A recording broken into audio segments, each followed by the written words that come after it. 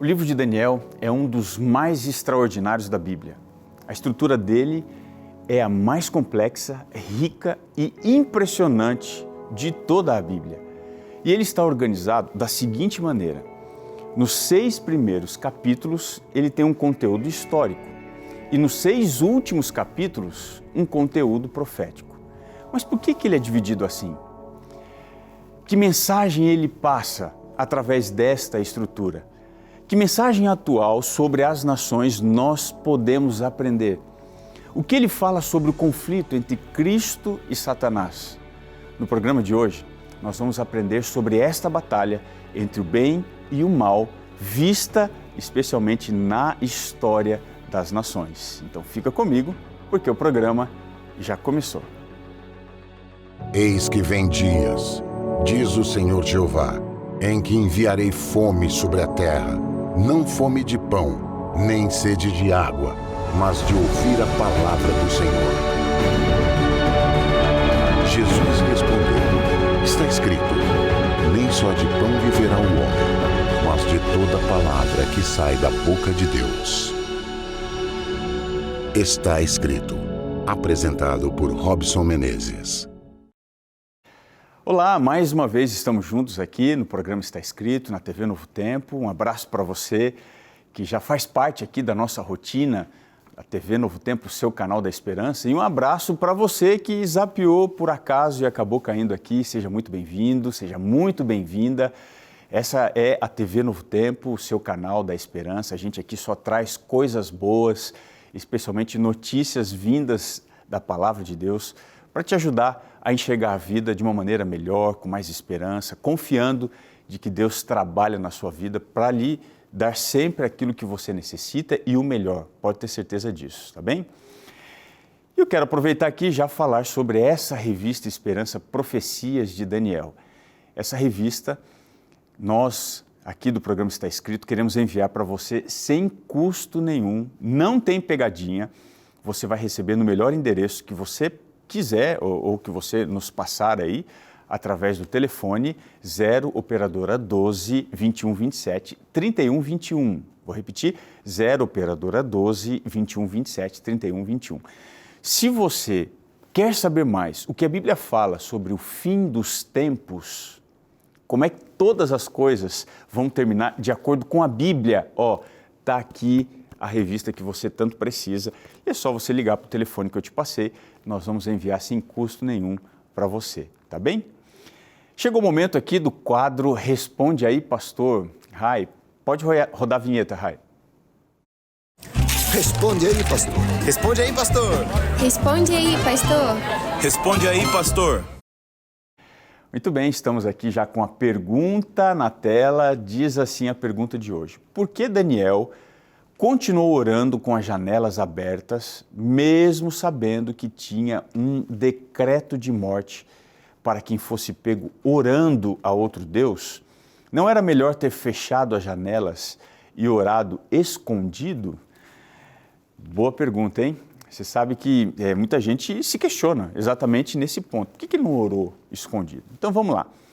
A decisão de Daniel de continuar orando com as janelas abertas, mesmo diante do decreto que condenava à morte quem adorasse outro Deus, deve ser entendida como um ato de fé que revela profundas verdades sobre a relação entre fé, integridade e a disposição que se tem para enfrentar a perseguição. Por exemplo, quando você vai aqui em Daniel 6, o verso 10, é dito que ao saber do decreto, olha o que aconteceu. Daniel subiu à casa e, sendo abertas as janelas do seu quarto, voltadas para Jerusalém, 3 vezes ao dia, se punha de joelhos e orava e dava graças diante do seu Deus, como também costumava fazer dantes. Então veja, a abertura das janelas simboliza a transparência da fé de Daniel, a sua recusa em se conformar com as ordens que contradizem a devoção que a gente precisa manifestar a Deus. Então, para Daniel, a oração, ela não era apenas uma prática religiosa, ela era uma expressão da sua identidade, da sua lealdade a Deus. que superava qualquer ameaça à sua vida. Eu estou aqui com a revista Profecias de Daniel e eu queria te convidar, nesse momento, para abrir na página 22. Dá uma olhadinha aqui comigo na página 22. Aqui a gente vai na página 22, no segundo parágrafo aqui da esquerda. Diz assim, segundo parágrafo da esquerda. A verdadeira adoração deve ser espontânea e ter Deus como o centro. Daniel compreendeu esta verdade e adorava somente ao Deus vivo. Daniel, ele sabia que ao fechar as janelas, ele estaria não apenas escondendo a sua fé, mas também renunciando à sua devoção a Deus. Então, a oração, especialmente numa sociedade que o pressionava a adorar outros deuses, era para Daniel essencial para a sua sobrevivência espiritual. Então, Daniel, ele não estava apenas orando por si mesmo, mas ele também estava servindo como um exemplo da firmeza que a gente precisa ter na fé para as pessoas que estão no nosso redor.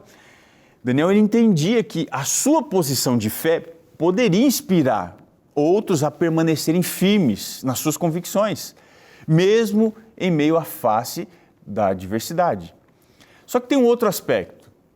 Daniel também conhecia a exortação que Salomão tinha feito no segundo livro das Crônicas, capítulo 6, do verso 37 até o verso 39, quando Salomão ele afirmou o seguinte: se o povo fosse levado para cativeiro e caísse em si, se convertesse e lá na terra do cativeiro suplicasse ao Senhor, orando agora voltado para Jerusalém, o Senhor ouviria a súplica, perdoaria o seu povo e restauraria a sua terra.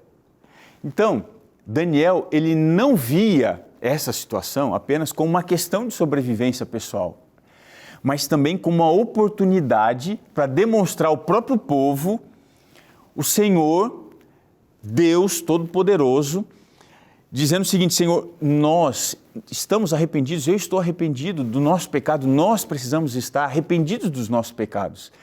E nesse contexto ele estava suplicando, intercedendo por todos os seus irmãos.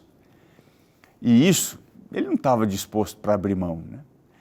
Se você for aqui comigo, por exemplo, na revista Profecias de Daniel, página 24, no primeiro parágrafo da esquerda, diz assim, Deus não impediu que Daniel fosse jogado na cova dos leões, mas enviou o seu anjo para que fechasse a boca dos leões, tornando o livramento do seu servo fiel ainda mais marcante. Ao ver que Daniel permanecera vivo após aquela noite, o rei ordenou que fossem trazidos os acusadores de Daniel e que da mesma forma fossem lançados na cova dos leões. Não apenas eles, mas seus filhos e suas mulheres. E a Bíblia diz que todos foram mortos, mesmo antes de chegarem ao fundo da cova. Que lição extraordinária de fidelidade a Deus, que sirva para você também de inspiração. Vamos seguir aqui com o nosso sermão de hoje. Nós estamos na série de Daniel, o livro do profeta Daniel, e ele é um dos mais extraordinários da Bíblia. O detalhe interessante é que a estrutura dele é a mais complexa, é a mais rica, a mais impressionante de toda a Bíblia. E ele está organizado dentro da seguinte maneira: os 6 primeiros capítulos têm um conteúdo histórico e os 6 últimos capítulos têm um conteúdo profético. Mas por que ele é dividido assim? Que mensagem ele passa através desta estrutura? Que mensagem a gente também pode tirar sobre o contexto das nações? O que ele fala sobre o conflito entre Cristo e Satanás? Então, no programa de hoje, nós vamos aprender sobre esta batalha entre o bem e o mal, vista especialmente no contexto da história das nações. E eu quero convidar você a ir comigo, livro do profeta Daniel, capítulo 7, o verso 16 e o verso 17. Diz assim: cheguei-me a um dos que estavam perto e lhe pedi a verdade acerca de tudo isto. Assim ele me disse e me fez saber a interpretação das coisas. Estes grandes animais, que são quatro reis que se levantarão da terra. O que esses reinos que se levantarão da terra têm a ver com um grande conflito entre Cristo e Satanás? Bom, nós vamos entender como que o livro de Daniel nos ajuda dentro desta questão. Então, nos 6 primeiros capítulos do livro de Daniel, nós podemos entender que existe uma guerra fria ainda entre Cristo e Satanás. O que está por detrás dessas histórias, que ele apresenta para nós, é a tentativa do inimigo de levar Daniel, os seus amigos e o povo de Deus a não obedecer à lei de Deus, não adorar exclusivamente o Senhor. Então, até o capítulo 6, um rei literal da Babilônia ataca o templo literal de Jerusalém e promove uma adoração falsa. A partir do capítulo 7, nós temos agora uma transição. A batalha ganha agora um sentido mais amplo. Um novo poder surge, sendo ainda muito mais ameaçador do que aqueles que vieram antes dele. E os objetivos deste poder, eles vão além da tentativa de destruir a cidade literal de Jerusalém e o templo literal que também ficava ali. Então, esse poder agora, ele visa atingir o próprio céu, alcançando o templo celestial. E quando ele fizer isso, ele vai jogar por terra a verdade e vai levar toda a humanidade a infringir a lei de Deus, promovendo uma adoração falsa. Você percebe como é que há uma amplificação do capítulo 7 em diante? Mas como que tudo isso vai acontecer? Vamos começar aqui com a visão dos 4 animais. Qual que é o contexto do texto? Tem uma curiosidade sobre esse capítulo, é que ele apresenta a primeira visão que Daniel teve. E isso só aconteceu quando ele tinha aproximadamente 65 anos de idade. Porque até aquele momento, ele interpretava os sonhos que Deus havia dado para uma outra pessoa. No caso ali em Babilônia, o rei, né? E essa aqui, experiência de Daniel capítulo 7, acabou sendo a sua maior experiência espiritual. Eu queria que você me acompanhasse aqui em Daniel capítulo 7, a partir do verso 3. Olha o que diz aqui. Diz assim: 4 animais grandes, diferentes uns dos outros, subiam do mar. O primeiro era como leão e tinha asa de águia. E olhei até que lhe foram arrancadas as asas e foi levantado da terra e posto em pé como um homem. E foi-lhe dado um coração de homem. Continuei olhando e vi o segundo animal, semelhante a um urso, o qual se levantou de um lado, tendo na boca 3 costelas entre os dentes. E foi-lhe dito: levanta-te e devora muita carne. Depois disto, continuei olhando e vi outro animal, semelhante a leopardo, e tinha 4 asas de ave nas costas. Este animal tinha 4 cabeças, e foi-lhe dado domínio. Depois disto, continuei olhando nas visões da noite, e vi o 4º animal, que era terrível, espantoso, muito forte, o qual tinha dentes grandes de ferro. Ele devorava e fazia em pedaços, e pisava aos pés o que sobrava. Ele era diferente de todos os animais que apareceram antes dele, e tinha 10 chifres. Vamos entender o significado da visão. Na Bíblia, bestas ou animais representam reis ou reinos, como você pôde constatar aqui em Daniel 7, no verso 17.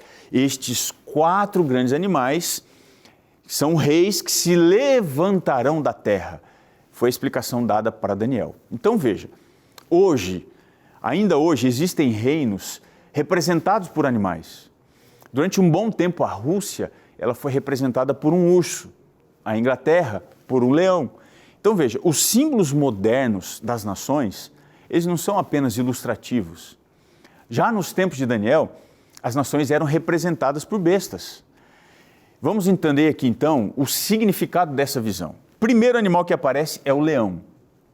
Você se lembra quando a gente estudou a profecia do capítulo 2, que tinha assim uma grande imagem? Veja, aquela grande imagem ela era constituída de 4 metais: ouro, prata, bronze e ferro.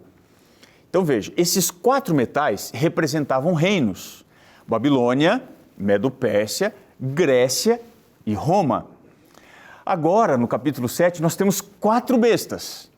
Assim como o ouro é o principal dos metais, o leão é o rei dos animais, representando Babilônia. Então, o primeiro metal representava a Babilônia. A primeira besta também representava esse mesmo reino. Agora, o segundo animal que aparece aqui é o urso. Daniel 7, o verso 5 diz assim: continuei olhando e vi o segundo animal semelhante a um urso. Veja, esse urso, ele tinha 3 costelas na sua boca. Quem que derrotou Babilônia? Foi o Império Medo-Persa. As 3 costelas que ele carregava na boca, o urso carregava, representavam 3 nações que a Medo-Pérsia precisava abater para dominar o mundo.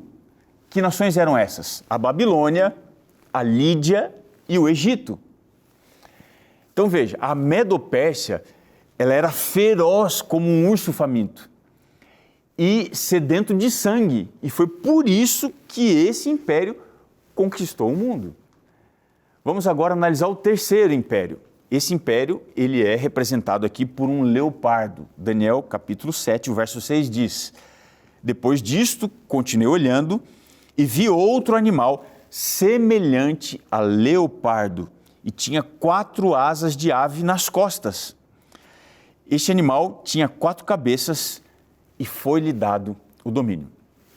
Observe aqui comigo o seguinte: como a profecia bíblica ela é precisa. Quem foi que submeteu e liquidou de uma vez por todas com a Medo-Pérsia?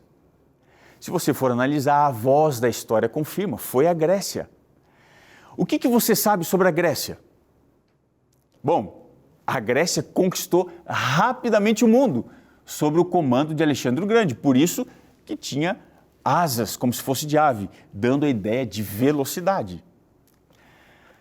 Mas agora vem um quarto animal. E Daniel capítulo 7, o verso 7, diz literalmente o seguinte, diz assim: depois disto, continuei olhando nas visões da noite e vi o quarto animal.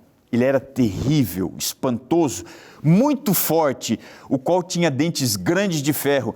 Ele devorava e fazia em pedaços e pisava aos pés o que sobrava.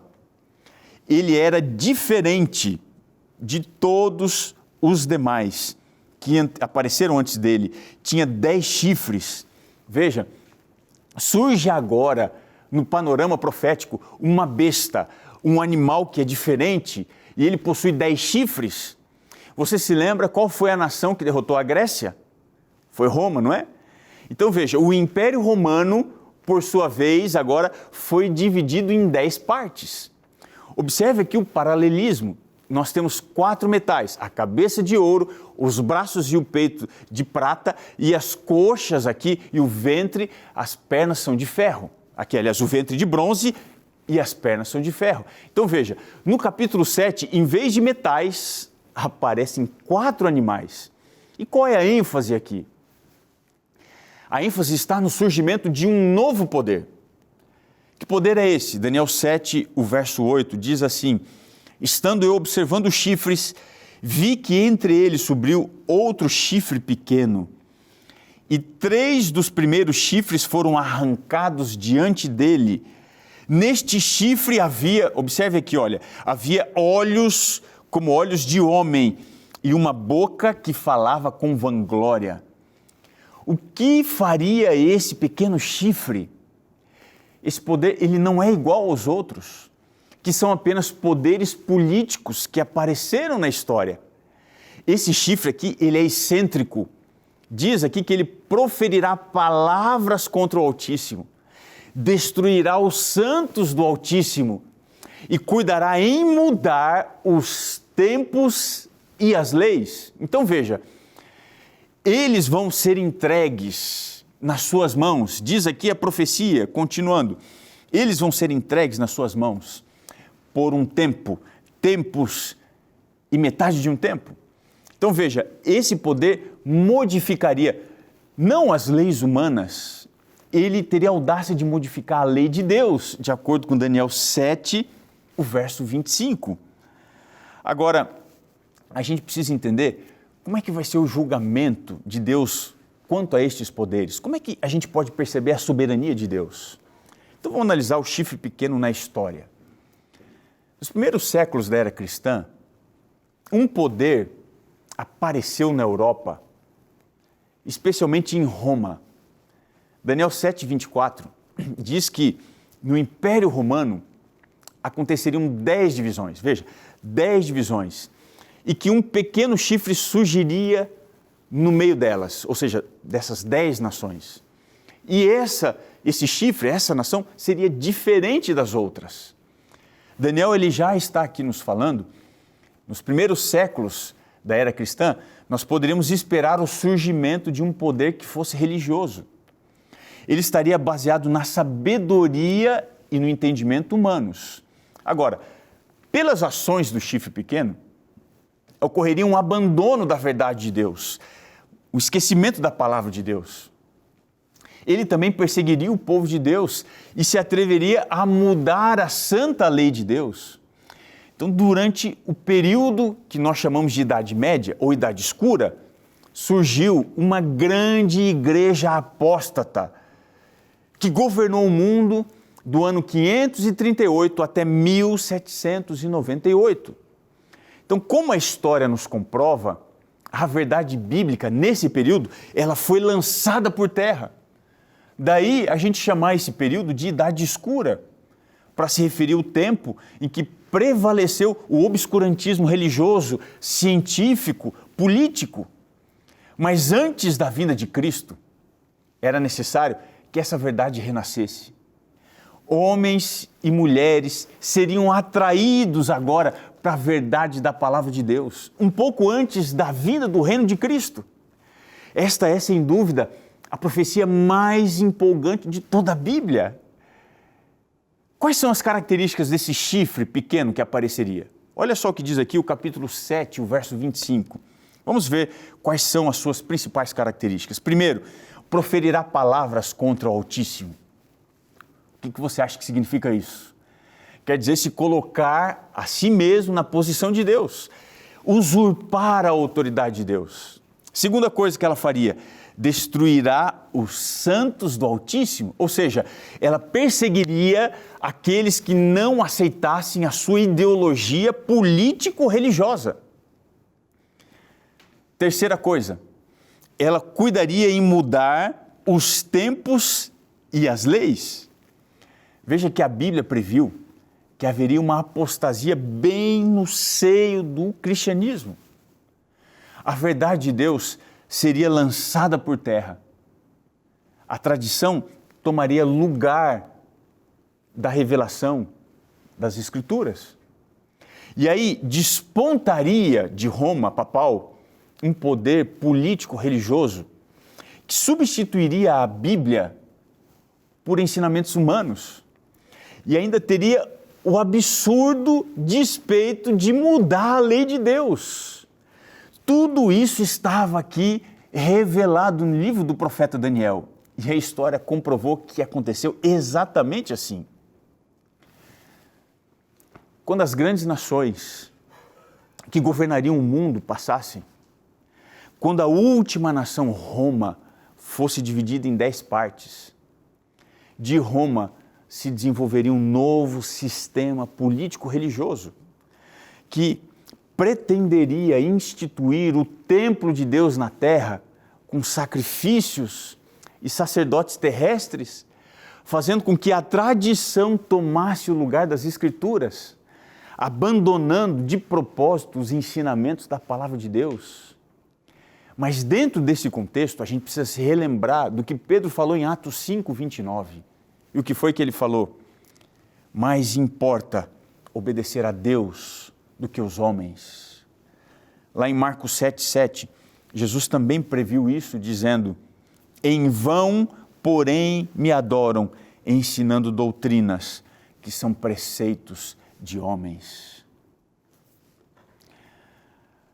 Apesar de todo esse poder, o chifre pequeno não prevaleceria para sempre. Daniel 7:26 traz a sentença dele. Diz literalmente: mas depois se assentará o tribunal para lhe tirar o domínio, preste atenção, para o destruir e o consumir até o fim. Um pouco antes da volta de Jesus, haverá um último chamado, um chamado de retorno para a Bíblia, um chamado para a aceitação da verdade, um chamado para a obediência, um chamado para a adoração em harmonia com a lei de Deus. Os poderes deste mundo, eles vão ser julgados, eles vão ser destruídos pelo próprio Deus. O reino e o domínio serão de Jesus e daqueles que o seguem e amam a verdade. É por isso que Daniel 7, o verso 27, vai dizer que o reino, o domínio, a majestade dos reinos que estão debaixo do céu, eles serão dados ao povo dos santos do Altíssimo. E o reino desse povo vai ser um reino eterno. E todos os domínios vão obedecer esse reino, que não é um reino humano, é um reino divino. Veja que toda a profecia que foi entregue a Daniel, referente aos poderes humanos, se cumpriu. Agora a parte da profecia sobre o chamado divino nos últimos dias, para que homens e mulheres retomem a obediência à palavra de Deus e à sua lei, também está se cumprindo. É por isso que você está assistindo hoje, aqui o programa está escrito. Porque Deus tem um chamado para você. Pare e pense só um pouquinho. Pergunte para você mesmo se você já tomou a decisão de seguir a Deus e não aos homens. Se você tem condição de abrir mão das tradições que são nulas, porque foram dadas por homens. Você já optou pela obediência à lei de Deus e não aos decretos dos homens? De que lado você está? Quando a gente olha para a profecia de Daniel, nós precisamos escolher qual é o nosso lado. Os homens ou a Deus? Quem você quer obedecer? As tradições ou a palavra de Deus? Esse mundo está chegando no final. E você tem que tomar a sua decisão. Escolha Jesus. Abrace a verdade. Se coloque inteiramente à disposição daquele que não erra, porque Ele é o soberano governador de todo o universo. Posso colocar você nas mãos de Jesus? Vamos orar?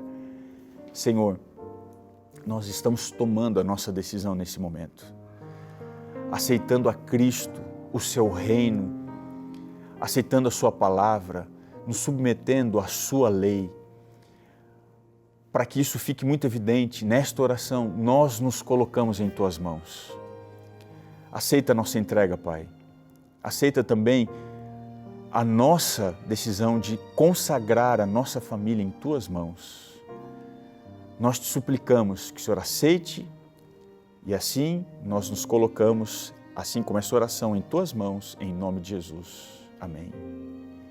O programa está terminando, mas eu queria te lembrar que está escrito: nem só de pão viverá o homem, mas de toda a palavra que procede da boca de Deus. Um grande abraço e até o nosso próximo encontro.